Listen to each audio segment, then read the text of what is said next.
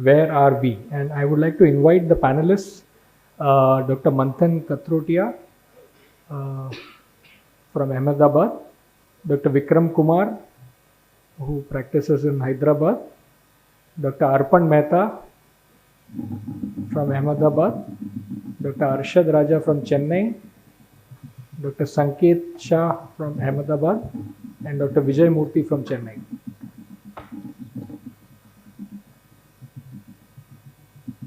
So in this panel, I think I don't have much answers, frankly.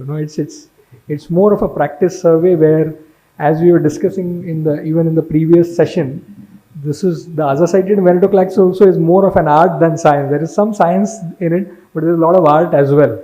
And what we would like to bring out in this session is what is each one of us doing, and then we'll look at some of the consensus recommendations as well. So who should get intensive chemotherapy? So this is in AML, this is where we want to be. That's complete remission. And if you're fit, you can climb the cliff. You're fit, but you may fall off the cliff as well. We have some induction mortality there. And if you are unfit, walking with a stick, you walk the slope. And some of them get there, some of them don't get there. It's a long journey, right? So we understand this, that if you're fit, probably going the intensive route is the standard, and if you're unfit, then maybe non-intensive way is fine. The key question is, how do you decide fitness? And this is a standard criteria. All of us know about it, that if your organ function is reasonably well, there's no active infection, we would take patients through intensive chemotherapy. But there are few pointers like molecular markers which would probably favor, make us favor intensive chemotherapy over non-intensive, and vice versa. And that's where I would like to request Dr. Arpan to pitch in. Always the molecular pathologists are the smarter ones among the clinicians in this panel, I think. So would request some thoughts from Dr. Arpan on this slide. Yes, so basically, as far as older ones are concerned, we already know that Ven and AZA and all are better. But coming to young individuals, as far as ELN classification is concerned, the adverse risk category responds in a better way to non-intensive treatments, which includes cases of AML having mutations in RUNX1, ASXL1, and else. So for FLT3 and IDH and all targetable treatments, and they are favored with intensive drug regimens. Sure.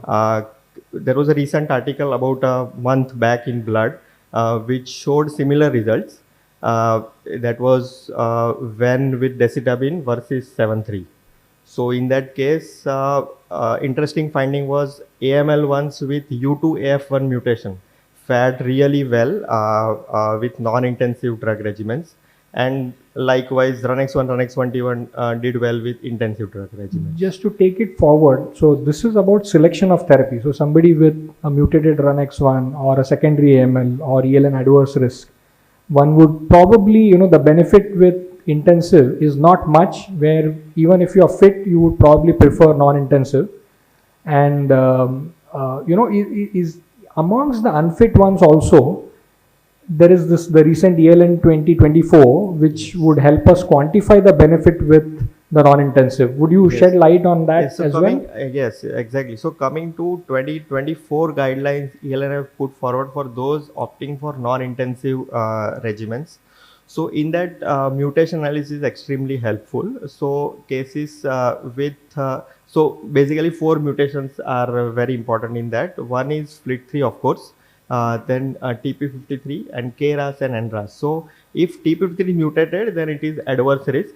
If any one of those signaling pathway mutations like KRAS and NRAS is mutated, or FLT3 is mutated, then it will be intermediate risk. If everything is wild type, then it is a good risk. Of course, if NPM1 is there and then there are other things. But if mutated IDH1 is there, then even if signaling pathway and FLT3 is there, IDH1 we would prefer to be calling it as favorable prognosis. Yeah, so NPM1 and the IDH1s probably derive the maximum benefit out of these therapies. So, broadly, when the option, the goal is to achieve CR, if somebody is fit, one would choose 7+3 chemotherapy. If you have access to Geo, you would add gemtuzumab. If patient is FLT3 mutated, you add the midostaurin. If you are not fit, generally it is azacitidine and venetoclax, somewhere between 4 to 6 cycles. Sometimes if you're fit and if your adverse risk karyotype, probably would go that route. Another exciting protocol is cladribine, low-dose cytosine venetoclax, which is also encouraging in patients who are unfit and also those with adverse risk karyotype. Of course, if a lot of patients with AML would also be on low-dose cytosine, hydroxyurea and transfusion support, considering the poor outcomes in the elderly. So broadly, we understand that there is reasonable clarity as regards induction chemotherapy in patients who are fit and have non-adverse risk AML, wherein we would give intensive chemotherapy with Geo for favorable risk and midostaurin for FLT3 mutated AML. In unfit individuals, all of us would have the consensus that one would use azacitidine and venetoclax. The problem is when you have a fit patient with adverse risk disease. That's where is the problem. We don't know. And as you rightly said, when the anticipated benefit with azacitidine venetoclax is less. So we have an unfit patient with NRAS, with FLT3, with TP53. That's where our problem is, right? And I don't have any answers, unfortunately, but we will discuss in the panel of how we use azacitidine venetoclax. But that's the current problem in AML induction. And there are two clinical trials which are comparing in fit individuals azacitidine venetoclax versus 7+3, and one is the Vincent trial, which is specifically looking at this protocol in a subset of patients who are fit, whereas the other trial is broad and has only exclusion of favorable risk and FLT3 mutated AML. So we eagerly await the results of this to further guide therapy and in identifying which fit patients we would take up for azacitidine venetoclax. But in absence of this data, I think it's a general discussion on how we use azacitidine venetoclax. And that's what we did as a part of this survey at the Hematology Cancer Consortium. And that's the team, fantastic team which supported that survey. We had responses from different parts of the country, and we will go through some of these questions. I've hidden the responses. We'll take responses from everyone, then we'll see what the survey results show. So which patients would receive azacitidine venetoclax based induction in your practice, whether it's all patients, infected patients, high-risk patients, elderly or unfit? Over to you, Dr. Sanket. You want to take that? Yeah. So to start, aza and venetoclax, sure for elderly and unfit. Okay. Infected patients also, there is no question. Now, high-risk patient is a bit difficult. Most of the time when patient comes, we do not have the NGS criteria. It will take around 10-15 days for results to come. During that time, practically if we say patient wait till that time, nobody will take. They just change the doctor and start the treatment. So that is not possible when we see that. So usually young fit patient and the day one, we usually explain more for the 7+3. Recently, I have started using venetoclax plus all 7+3 for 7 days of venetoclax added to that part. So that is how I do. Yeah. Any comments from anyone else on the panel? Any differences of opinion with this practice? Yeah, so I agree with Dr. Sanket, but now with NGS turnaround time getting shorter, many of the labs are giving it in 4-5 days, and if that is possible, and that duration can be maintained with, I think, low-dose cytarabine, hydroxyurea, and then if the patient is really transplant eligible with high-risk mutations, then we can probably de-intensify the induction and take for the transplant. Sure. Thank you. So there is no doubt about elderly patients and unfit patients. There we want to get away with the lowest complications and achieve remission. So aza-ven will be reserved for those. For high-risk patients, especially those with complex karyotype TP53, these patients require allogeneic stem cell transplantation. You will be happy if you can take them with minimal toxicity. So for these patients also, I would rather prefer aza-ven. Sure. So we'll come to the rest of the panel in the subsequent question. So these are the results of the survey. I mean, there's a small group which uses it in all patients as well. It's surprising, and nobody in the panel uses it for all patients, right? No. No. Okay, but I mean that's nobody knows the right answer here, but that's the survey result where it's all over the place. But yeah. So, do you use cytoreduction before starting azacitidine venetoclax? Vijay, do you want to take that? Yes or no? Yes. So, what cutoff would you use if you are using more than a lakh? You would use cytoreduction. Yeah. Arshad, any? Sir, I'll prefer to start venetoclax only if WBC is less than 25,000. That So was if the VLA trial had 25,000 cutoff. Right? If we have the NGS data with the NPM1 mutations, obviously I will keep a slightly lower cutoff than 25,000 itself. I think patients with the NPM1, they have a high risk for a TLS. So in such cases, and patients with the IDH mutations, I would prefer to keep a slightly lower cutoff. Yeah, that's the book answer. But I think in practice, it's half of us use, half of us don't use. Frankly, sometimes we see TLS, bad TLS, but not always. I think we use azacitidine venetoclax without cytoreduction also. In some people, but I agree. If it is IDH1, the risk of TLS would be quite significant. So I think it's ideal to do cytoreduce and then use it. But half of the practicing consultants that we surveyed don't use it. So I think it's not wrong probably, right? So what antifungal is used as prophylaxis along with azacitidine venetoclax? Would you use tablet posaconazole, syrup posaconazole, voriconazole, fluconazole? I mean, we just kept one caspofungin as an option, but I think that was the survey question. Dr. Sanket, do you want to take that? So tablet posaconazole for most of the patients. For most of the patients. Any differences of opinion in the panel on that? I use the same. Tablet posaconazole. We use oriconazole, sir. Okay. Voriconazole. We don't have posa in our this thing, so we use. Some of us are using, absolutely. So, yeah, so most is tablet posaconazole, and the second is, as in the panel, voriconazole. I think those are the top two choices as regards the antifungal prophylaxis. So, we did this survey before venetoclax was marketed, so I think that's why this question was asked, whether you get it, whether you are able to start the venetoclax right from day one of azacitidine, or there is a, ordering the venetoclax, it takes time, you start the azacitidine, then, you start the venetoclax later. Yeah, it is not an issue now. So anybody, so all of you start on day one now? So usually counts takes time for reduced to 25,000. So Okay. usually start azacitidine and maybe hydroxyurea to bring down the counts. Once it is reached less than 25,000, then we start venetoclax. So the book answer is to do it together, but I agree, it's like we would get it later, you start the venetoclax later, but yeah, that's where, some of them, this was done when, venetoclax was not yet marketed, so I think that's why you see, it's a bit skewed there. So what is the dose of venetoclax used? Again, golden $1 million question where, if you're using it with posaconazole, what dose would you use? 100 mg? Any differences of opinion there? I have now reduced it to 50 mg because of the metabolism profile that has shown that posaconazole is more. So 100, increasing the levels, yeah. response is 50. Anybody else? We use ORI, sir, so we use 100 mg venetoclax is what. No, that's the B question. So 100 right there. Okay. So I have a question for. So when we are using posaconazole, it takes around 5-6 days to build the levels, right? So then, but then from why do we start from 100 mg from day one?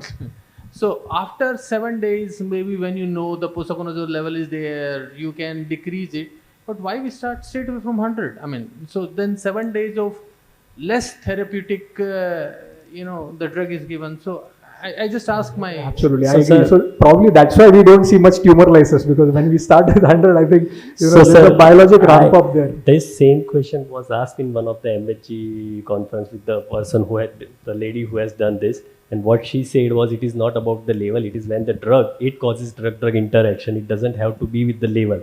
So day one you start with POSA, you have to start this, then you can give the 100, and when you give cyclical pattern, You give for 7 days POSA, 7 days when, and you can stop. In the next cycle again, you can start with the day 1 to day 7, and again you can stop that. The current recommendation is to start posaconazole 5 days prior. As you know, if you look at Naval Dawa's recent review, they recommend giving posaconazole 5 days prior to ensure that the POSA levels are there. Then you start the low dose when. But I mean, I'm sure none of us are doing that. I mean, we are starting everything on day 1. But probably, when you start it, there is probably a biologic ramp up of the venetoclax and the toxicities are lesser. I don't know. But I think the survey results are like this.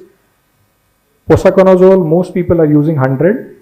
The small proportion using 50. And along with voriconazole, it's generally 100. Right? That's what most people are using. So what is the duration of venetoclax use? Again, a question which probably has no right I answer. have 7 days for all. 7 days for all. 7 days for all. Any differences of opinion in the panel? I mean 7 to 14 days. 7 to 14 days. Watch for the blast percentage And would you differentiate between fit people versus unfit? Like fitter ones you would push venetoclax more, definitely. or Unfit patients restrict so to 7 days. there's a question and a B question. Yeah, so yeah.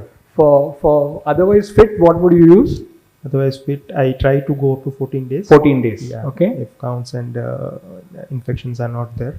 And for unfit patients, I restrict to 7 days. Unfit 7. Yeah. Arshad, any? Sir, fit patients, I would just push venetoclax as much as possible. So I will try to push till 21 to 28 days to the maximum. Slightly unfit, like more than 70 years, I try to stick on to 3 weeks. That is up to 21 days. Okay, so let's see what the results are here. Again, all over the place in terms of everybody is using 7 days, 14 days, 21 days. So not sure. And unfit as well, 7, 14, 21. It's not clear, right? But yeah, I mean, nobody knows the right answer. I'll show you some of the data from recent data which is coming up, which may support one practice over the other and also the challenges towards that. But that's the current practice. So I don't think there's no wrong answer here, I think. So this was again done at a time when we didn't have the original available. So probably not really relevant. But at that time, I think the original was only about 40%. The rest was coming from Bangladesh and all. So what is the setting of cycle 1 Azavan? Do you admit everyone? Do you do it outpatient, or would you admit for the first 1 or 2 weeks and then do OPD? OPD? Admit. So in ADR you admit, okay? And any other differences? First cycle we admit, sir. First cycle we admit for... first cycle throughout the first cycle? No, at least for the initial 10 to 14 days. 10 to 14 days. Dr. Manthan? So I look at the TLS profile. If there are some markers on the higher side, higher uric acid or potassium levels and everything, so then I prefer to admit. Sure. The patient is clean and having no TLS, then OPD basis. Vikram, anything else? Mostly IP in patient setting. IP. Okay. So yeah, I think it's generally the green one is probably maximum where you admit first and then see how things are going and then transition as outpatient. And the next is broadly IP. 40% is another 39% is all throughout IP. So do you do a bone marrow in cycle 1? Or would you wait for a few more cycles, 2 cycles? Would you do it at the end of first cycle? Yes, we do routinely. Okay. Anybody else? Everybody is doing cycle 1? So I usually wait for 2 cycles because my protocol is 7 days. I don't want to get response in the first cycle. I want to go slow, steady, let it go for 2 cycles. After 2 cycles, I'll see. And if the hematological response is there, patient is already unfit and all that, I don't need to do bone marrow. It's clinically fine, clinically in CR. Let it be on that part. Yeah. Arshad and Vijay, any differences? We do at the end of a cycle. End of a cycle. Okay, so yeah, about 65% doing it, another 35% not doing it in cycle 1. Let's say the patient is to be taken for transplant. There is an indication in that patient. If the patient get better, we will do the transplant. So has anyone seen or has anyone taken any patient only after 1 cycle of Azavan into transplant? Let us say right after first cycle, the patient has gone into MRD negative AML, as a transplant physician, do you have guts to take that patient for transplant, or you will say, okay, abhi socho ek mahina aur lete hain? So I'm just, because there's no answer to this question, so we do monthly also, but after the cycle, but I don't know how to. Yeah, I agree. It probably depends on the fitness of and other So we things. have recently a young male patient who has received MRD negativity after one cycle itself, but still we gave the second cycle and thereafter we took for the transplant. I think the count recovery and the blast clearance are also important. If the count recovery is not there, sometimes we do it to see if there are persistent blasts in the marrow, and that all factors also we consider. You see the platelet recovery coming first. Sir, even if we do marrow, is it only morphological assessment are we going to do, or is it the So that's molecular? the next question. You know, how many of you are doing, on what day, among the one who answered yes, they are doing the marrow, on what day would you do, and do you do MRD at that time point? That was asked. So any people who do the marrow, who said yes? We do the Arshad. So I usually plan the marrow around day 35. So just about I let the counts to recover a little bit before I plan the marrow. So you are in others. Then, Others, right? Yeah, others. okay, then. And that's it. The B question, is MRD done at this time? Otherwise, most of the time we get a hypocellular marrow completely washed out. Literally, we cannot really assess the response. Is what I feel. And what about MRD? Would you do MRD at that time point? Yes, I do.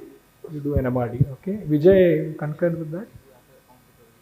So yeah, that's where I think most people are doing it on day 21 or between 21 to 28, amongst the ones who are doing it in cycle 1, right?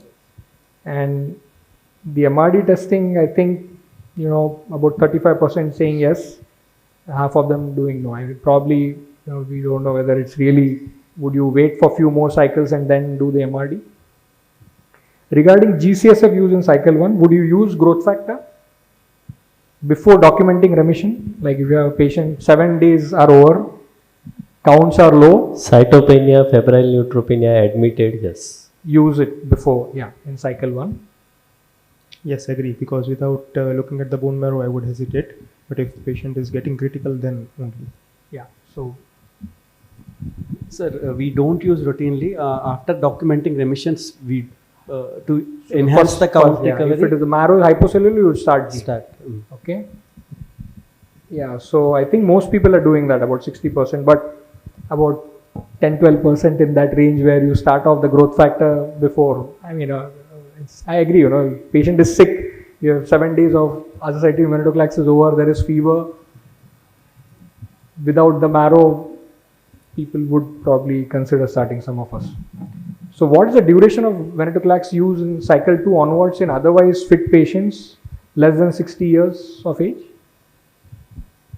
7 days, right? Okay, then. So fit patients, first of all, cycle 2, whether we'll go or not is a question. Okay. It depends on the other molecular markers, what Yeah. risk category he has. Suppose if you are going with the cycle 2, generally we'll try to give it for 21 days if he's tolerated. 21 days if he's already. Any 21 days. Sir. 21 days. Yeah, about again 14 to 21 days is the is what people are giving. So now in patients who have received azacitidine venetoclax based induction for favorable risk, how do you consolidate a young fit patient? You have a translocation 821 or inversion 16 who came in sick, had a pneumonia, you have given azacitidine venetoclax, remission. What next? I think, cytarabine, low dose, intermediate dose to high dose cytarabine will be the preferred option. So in the chemotherapy favorable consolidation, patients, yes. right? You change to HIDAC. I'll give still an induction of 5+2 followed by consolidation with cytarabine. Don't give away the anthracyclines. You would give intensive I chemotherapy. will give anthracyclines. I would also give reinduction with 7-3, then consolidate with IDAC. Okay. And any experience with, do you see more toxicities when you do that? You're already exposed to azavan and you start 7-3, or you see lesser because patient is in remission at that time? Patient tolerates much goes, better. Goes well. Target is Yeah. better. So I think most of us are doing high dose cytosine or intermediate dose cytosine, 75%. And yeah, about 5% taking up for allo as well. That's something which is, we really don't know, because high dose cytosine is generally after a CR which is achieved by 7.3. So we are extrapolating that, and I think most of us seem to be extrapolating the same data to Azaven. But yeah, we don't know what's the right answer here. So in patients who have ELN intermediate risk, post-induction MRD is negative after azacitidine venetoclax, what would you do? So we are transplant, okay? Match, full match donor, transplant. If Transplant? Not, if not, chemo. So it depends on the donor. Donor If you have an alternate donor, you would, what would you do? Chemotherapy consolidation. Yes. You do transplant. Transplant, okay? Yeah, I think most of us are transplanting. So if you have intermediate risk AML in remission after Azaven, I think most of us are taking up for allo. But yeah, 20% is still high DAC. What, some of us are giving high dose cytosine. Yeah, gets easier now. ELN adverse risk, fit patient, transplant. Okay. Yeah, so most transplant, some continue. So just, how do we give venetoclax? Is generally taken with 240 ml of water within 30 minutes after starting of a meal, preferably a baked breakfast. That's the general recommendation. And this is data from MD Anderson showing the equivalence of 400 with 50. 50 with POSA seems to be equivalent, but if you see the recent publication from PGI, they found that 50 with POSA was lower, the PK was lesser as compared to 400 venetoclax, but the responses were similar. So Indian data is slightly different than what, probably because of the generic drug use. Our posaconazole is different, and there are changes, but there is Indian data also available. This is data from MD Anderson showing 50 with POSA being equivalent to 400. Data from PGI shows that the PK is not equivalent, but the responses were similar in their study. So please look it up. So effect of low and high fat meal on PK of venetoclax. So it definitely shouldn't, if you give it fasting, the exposure is lesser. It has to be given with breakfast. Venetoclax should be given 30 minutes post breakfast. That's important because you get adequate levels, right? So that's another thing, that whether it is low fat, high fat doesn't matter, but it should be with breakfast. One thing that we are puzzled is, 50 is not available. You have to break the tablet. So when you break it, what happens? Fortunately somebody has already studied it, and nothing happens. You can crush it, ground it, whatever you do with the tablet, the PK, it doesn't matter. So that's the 100 mg intact tablet, 100 mg ground tablet, 100 mg crushed tablet, the PK is the same. So it's fine, all right? And this is the current recommendation from, this is an opinion article from Dr. Davar and Andrew V and others, and they have essentially said that, as you said, if you are IDH mutated, you have to be careful about the TLS, try to cytoreduce. They are recommending pushing the venetoclax to 21-28 days, and yeah, if blast clearance is there, then you interrupt the venetoclax and then start the GCSF.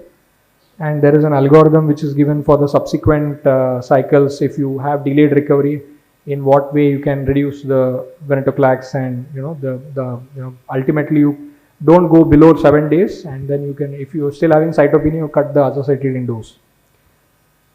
And this is where they recommend using 50 mg of posaconazole when you are giving it with 50 mg of venetoclax when you are giving it with posaconazole, and commencing the posaconazole 5 days prior to cycle 1, day 1, if it is feasible. And that's where the current advice in the book is, in terms of what you do. May not be really feasible every time. Now, this is data from the Mayo Clinic comparing, again, this is all unfit patients. You can't extrapolate that to fit patients, but even in unfit, different doses, different durations of venetoclax, they didn't find a difference. But what I want you to look at is this p-value 0.07. ELN adverse karyotype, venetoclax 14 days, 22% had a CR or CRI, and 60% in 21 days. The p-value is 0.07. So I mean, little bit concerning in terms of reducing the duration in adverse karyotype. Probably, we really don't know what the right answer is. The counter data to that, recent publication from the French group, no difference, 7 plus 7, right? So, yeah, that's my last slide, I think, yes. Thank you. Okay. Yeah.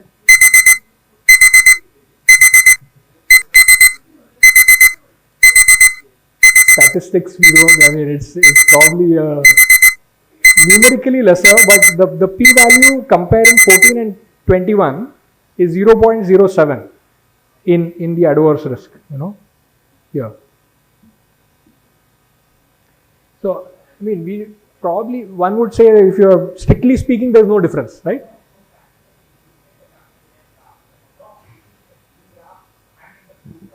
Less. Absolutely. Yeah, absolutely. So, I mean, you can't read too much into it, but there is a little bit of a concern in cutting it down in adverse risk. That I agree with.